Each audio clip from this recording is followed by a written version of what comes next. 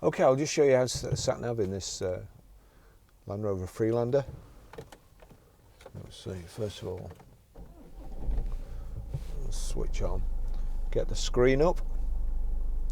So we select navigation, you've got navigation, settings, screensaver, navigation.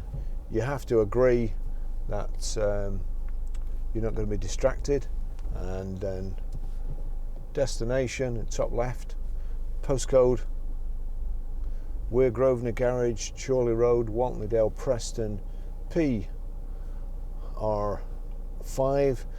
With the Land Rover you need to put a space if there's only two digits. Space 4JS. Grosvenor Garage, Chorley Road, Waltleydale, Preston, PR5 4JS. Then we click the OK, and then destination. There's kind of two steps for OK, which is a bit stupid, but that's it. That's it set.